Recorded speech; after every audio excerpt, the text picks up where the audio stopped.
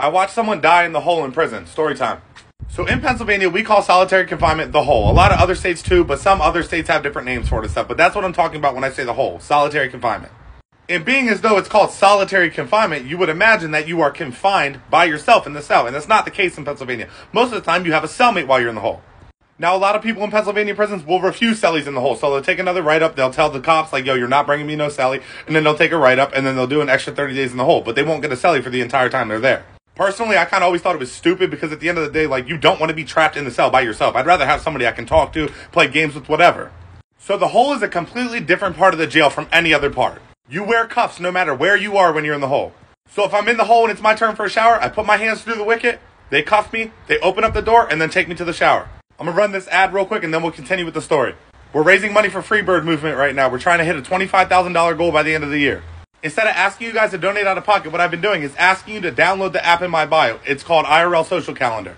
I am then going to take all the advertisement money from you guys downloading the app and donate that myself. So that way you can help, but you don't have to take money out of your own pocket. If you guys could do that for me, I greatly appreciate it. Now back to the story.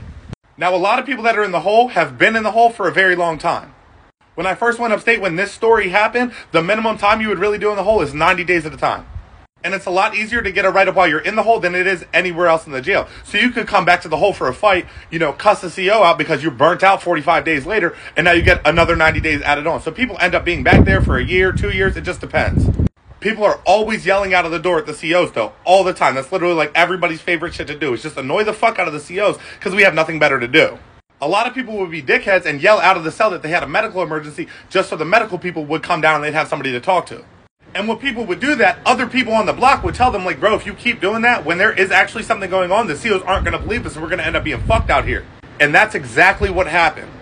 So we're sitting there in the cell one day, we start hearing somebody yell out for the CO. They need medical, their cellie's having a heart attack. The CO's like, shut the fuck up, you yell at me every day, I don't care. And the dude that's yelling is the dude that's always yelling out that he needs medical, so they're just blowing it off. What the COs didn't know is his cellie actually was having a heart attack and he was dying in the cell.